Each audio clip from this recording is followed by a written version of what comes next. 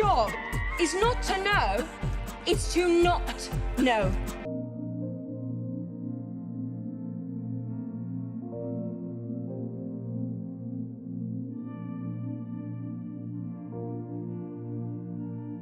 On July 21st, I saw Prima Facie at my local cinema. Since it stars one of my favorite actresses of all time, Jodie Comer, I was hopeful that I would be treated to a marvelous work of art, but little did I know that the impact it left on me would be far greater. My experience with theater is quite limited, and this is the first play that I have seen theatrically. I've only ever seen musicals in person, so I was incredibly excited to get a ticket to Prima Facie. Its intriguing premise, coupled with 2 hours of Jodie Comer doing what she does best, made it clear that this was a must-watch. National Theatre Live released a cinematic version, and they are known for producing other notable live shows, but the only other one I've seen is Fleabag, which coincidentally happens to be another one-woman act. Prima Facie is directed by Justin Martin and written by Suzie Miller, and the story follows Tessa, a criminal defense barrister who is irreversibly changed after an act of evil is committed against her. For a simple premise, there is an overwhelming amount of depth waiting to be unpacked. I'll be focusing more on the thematic elements presented rather than the plot points themselves in this video, but if you're going to see this play live or in cinemas at some point, proceed with caution as always. Filmmaking on a stage can be incredibly difficult from your normal production. Some may think that being confined to a limited platform puts a strain on your ability to create a film, but Prima Facie uses this to its advantage. Other films like Jonathan Demme's Stop Making Sense and Lars von Trier's Dogville are examples that I would say utilize a specific environment to elevate the film's quality. In Stop Making Sense, the performers use the unique space provided to connect with the audience. The music and energy are highlighted in a way that no other environment can provide. In Dogville, the lines painted on the ground represent physical barriers and transform the town of Dogville into a character itself. Combined with the pure filmmaking style of von Trier's Dogma 95, the techniques at play merge to create a powerful, raw storytelling style unlike any other.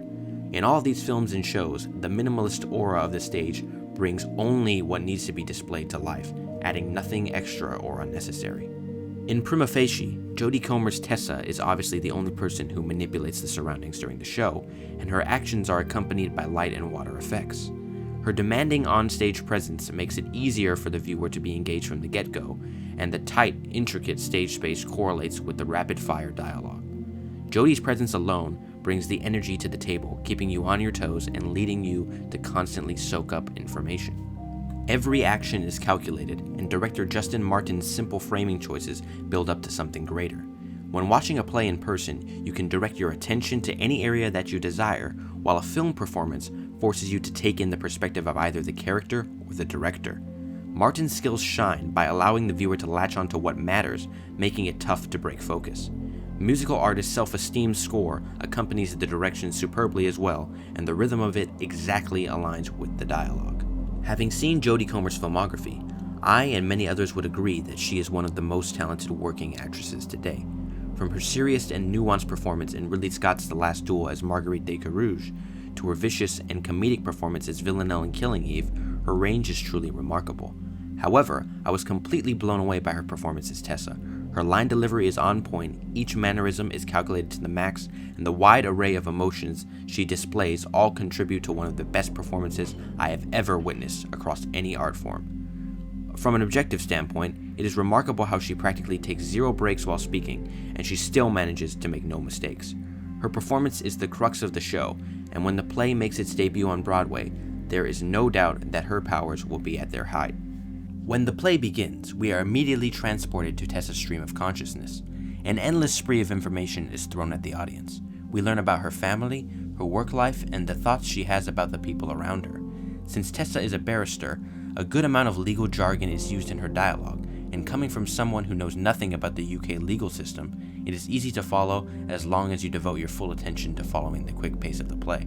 The title Prima Facie itself refers to its definition, which is based on the first impression, or accepted as correct until proven otherwise.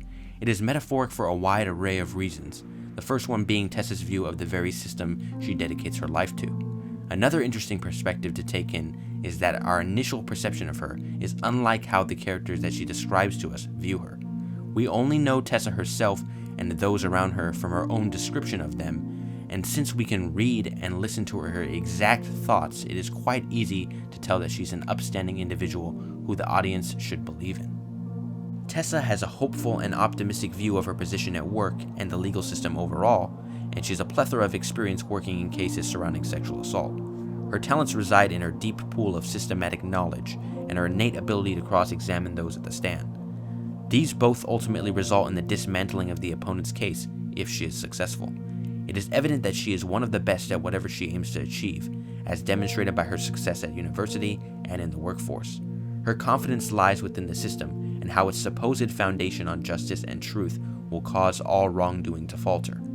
Having been on the opposite side in court questioning sexual assault victims, she often wonders if what she does is morally conscientious. The audience soon learns that the truth is, in many cases, much more difficult to unearth than expected. The second prima facie refers to her initial trust in Julian, a man who also works at the same place as she does. He seems like a friendly someone who can be trusted at first, but his vile, darker intentions eventually emerge, causing Tessa's life to drastically change. After being subjected to one of the most horrible crimes imaginable, Tessa is left distraught and her life takes a downward spiral. Her instinct leads her to go to the police, but due to the trauma she has gone through, a series of unfathomable events lead to the evidence not being stacked up in her favor. The final prima facie relies on her belief to find justice for the crime and wrongdoing committed against her through a combination of her skill and trust in the truth. However, despite having known the system inside and out, there are things that she ultimately cannot prove. Wrongful assumptions pile upon Tessa, questioning if she made up the entire case solely to better her career or prevent Julian from getting the bigger office that she desires. The focus of the other side aims to uncover Tessa's flaws rather than provide evidence to verify that there was no crime. The presence of alcohol and its effect on Tessa's memory is constantly brought up, causing her to panic. It is clear to see that here, the system is being exploited as an attempt to bring up mistakes that are irrelevant to the actual crime rather than highlighting the truth. When I think of the character of Tessa and the many other women who have had to bear these atrocities, their never-ending struggle against the system is reminiscent of the French philosopher Albert Camus' essay, The Myth of Sisyphus. The essay was written in 1942, and it focuses on the absurdity of human life and our perception of meaning within it. It revolves around Sisyphus, a Greek mythological figure who is condemned to eternal punishment after attempting to cheat death. As a result of this, the gods demanded that he push a boulder up a steep hill, only for it to inevitably roll back down again, repeating the same cycle for eternity.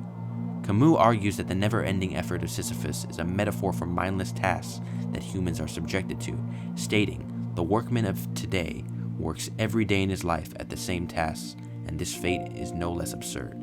Sisyphus's battle has no apparent path to success on the surface." The philosophy at the root of Camus' essay is absurdism. Absurdism focuses on a viewpoint of life in which the universe is pointless, and the only meaning contained within it is the conflict between the individual and the universe itself. In Prima Facie, Tessa is the individual, and the universe she must take on herself is the legal system. In her case, the legal system fails to protect the victims because it has been built on an imbalanced scale, so it must be dismantled. But how does one dismantle a system when it is built to protect itself, so much as to even prevent the ones who dedicate their lives to using it for good from receiving justice? How can Tessa use her knowledge to prevent the women that come after her from going through the same things that she did, and how can she try to do so if none have succeeded before? The Sisyphean hero is someone who undertakes an arduous, endless task alone, often without hope. Their efforts are everlasting and continuous, but they never produce a final product. In Prima Facie, the Sisyphean hero is obviously Tessa, and she fails at her first attempt of rolling the boulder up the hill. Justice does not prevail, the verdict is not guilty, and Julian walks away. However, her battle doesn't stop there, and she doesn't get discouraged. Her mother encourages her to keep living her life, and we are uncertain of what lies ahead for Tessa. The only thing we are sure of is that she will not give in. There are two ways of looking at this, through a positive lens or a nihilistic one. The nihilistic view would stray toward the opinion that there is no reason to keep rolling the boulder up the hill. The system will never change. How can one person do anything to impact such a colossal force? They may say that crimes like these will never stop, and these unfortunate occurrences happen. How can one succeed if they have failed over and over again, even knowing what they must do? On the other hand, Camus claims that the struggle towards the heights is enough to fill a man's heart. One must imagine Sisyphus happy. Similarly to Sisyphus, the end goal is in sight for Tessa, and her fight is the only thing that matters. The system may not change within her lifetime, but the everlasting battle will continue, one day, until change occurs. I believe that a positive view is the only way to move forward, and we must run on the hope that the hill shall be overcome. Here is one of the most powerful segments from the play. Look to your left, look to your right. I am broken, but I am still here, and I will not be silenced. The trauma will always be present in Tessa's life, but individually, she must carry on. She is alone in terms of this task, but not in her fight against the legal system. Unlike Sisyphus, who leads a solitary existence, I believe that one day the boulder will be pushed over the hill by not only women like Tessa, but all of the intelligent, strong, and hardworking people of society who want to see and enforce change. The play teaches us that the atrocities that have been committed against women worldwide cannot continue to go unpunished. It may seem impossible, but this absurd journey will inevitably morph into a possible one, with a goal that can be accomplished. There is hope for the future, but we must work together to build a better one. On the face of it, something has to change. I cannot recommend Prima Facie enough. My praise for it reaches the highest of highs. It's an incredibly important work of art that everyone should at least experience in some way, shape, or form at least once in their lives. The play is being re-released in theaters throughout the world currently, and it will make its debut on Broadway in 2023. If you have already seen it live in the UK, I would love to hear your thoughts on it and the differences between the two formats. Thank you for watching. If you want to support my work even further, please consider checking out my Patreon down below. Be sure to subscribe with notifications on and leave a like. It means a lot. In these dark times, the brightness at the end of the tunnel will always shine. And if you can't see it, maybe you can light your own.